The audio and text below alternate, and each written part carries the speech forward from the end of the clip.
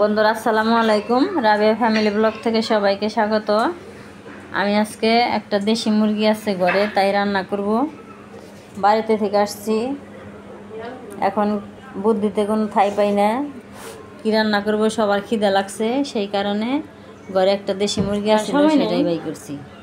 সেটাই রান্না করব আর পোলাও রান্না করব। যেটা সহজে রান্না করবো সেটাই রান্না করব। যে রান্নাটা তাড়াতাড়ি হবো সেই রান্নাটাই আমি আজকে করবো।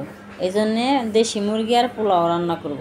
কোনো মশলা দেওয়া দেখাবো না, এই দেশি আলু সিদ্ধ করে নিচ্ছি, এই আলু দিয়েই আমি আজকে মুরগির মাংস রান্না করব আর পোলাও রান্না করব। তাহলে সবাই পুরো ভিডিওটাই দেখে নিও, লাইক কমেন্ট শেয়ার করো এবং সাবস্ক্রাইব করে আমার পাশে থেকো। মাংসের মধ্যে সব মশলাগুলো দিয়ে দিছি,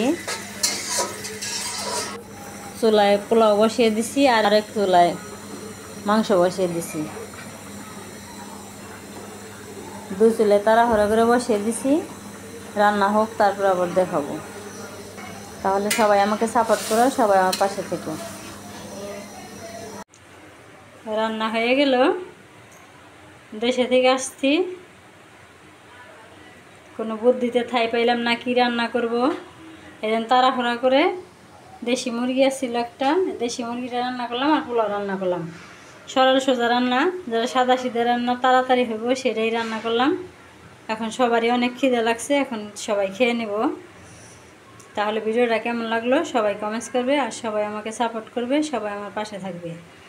তাহলে ভিডিওটা এখানে রেখে দিলাম, সবাই খাওয়া দাওয়া করি। সবাই ভালো থাকবে, সুস্থ থাকবে, আমার পাশে থাকবে। আল্লাহ হাফিজ।